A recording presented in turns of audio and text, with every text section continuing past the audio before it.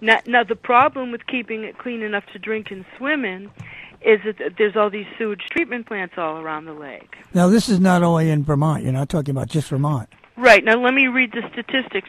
The Lake Champlain Basin Program is the program that gets federal money that's basically in charge of keeping the lake clean. But I'm asserting that they're not doing an adequate job. And I'm asserting that there certainly should be no sewage treatment plants. Now, right here in this book, the Lake Champlain Basin Program book, it clearly states the primary point sources of phosphorus in the basin, in Lake Champlain Basin, are 86 municipal wastewater treatment plants, 58 in Vermont, and 28 in New York. Well, New York is kinder than Vermont. There's only 28 in New York. That's good. But 58 in Vermont?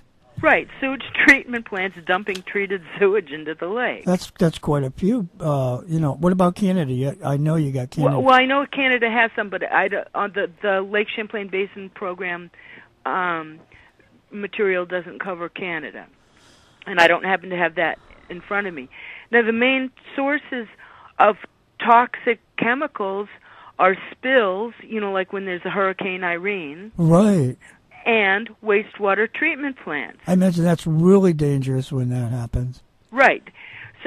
So you can't stop the storm water runoff or Hurricane Irenes, that sort of thing. But the wastewater treatment plants, there's no reason for them to be dumping in the lake. They have these big buildings along Lake Champlain. All you have to do is make a U-turn with a pipe and pipe it to industry, factories. You could make municipal ice skating rinks. There's all kinds of things you could do with it. Right. You could evaporate it. You could evaporate it and turn it into a powder. Well, what they've been planning is making hydrogen out of it, too. Well, there's different things, but the main thing is stop dumping it into Lake Champlain because 1/3 of Vermonters draw their drinking water from Lake Champlain. So with my little story about Champ the Lake Champlain monster, I was trying to think of a way to explain it to children. Right. So now what I'm going to do is I have a lot of video footage of Lake Champlain. I lived there up in Burlington for 7 years, and the last 8.5 years I've been down here in southern Vermont. But what I'm going to do is go back over my video footage and see if I can get, run it on the TV and then take some digital photos of it and show people some actual photos of Lake Champlain. Well, I got a couple questions for you. I know it's the lake, but how many people drink that water out of Lake Champlain? Over 200,000 Vermonters, 1/3 of the state of Vermont. What about New Yorkers? They drink that water? No. Do you know what they have in New York? I told you around Thanksgiving, right. I was over there in New York. I was camping in a cabin near Woodstock, New York, near the Catskills. And just south of Woodstock, they have a great big water reservoir. And if you drive by it, it's surrounded by state police. They don't let anybody in it. They don't let anybody in their New York drinking water reservoir. They don't let people swim in it. They don't let people run motorboats in it. And they sure as heck don't dump treated sewage in it.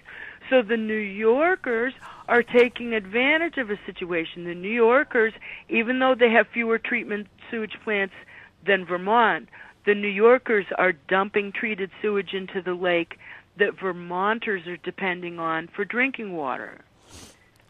Oh. It's when you have 1/3 of the population, that's a major water reservoir. Because it's a major water reservoir, there should be equal treatment under the law. Vermonters should have equal treatment under the law, the same as anybody else in any state of the United States, to not have their drinking water polluted with. There's like 30,000 motorboats that are licensed on Lake Champlain. It's like the Indianapolis Speedway in the summer. If you're a swimmer, it's dangerous as all heck. The motorboats go flying by. It's dangerous. The motorboats are dangerous. They're dangerous to swimmers. They drip oil and gas. and because they're dripping oil and gas, which contains lead, they're raising the lead level. That's unhealthy.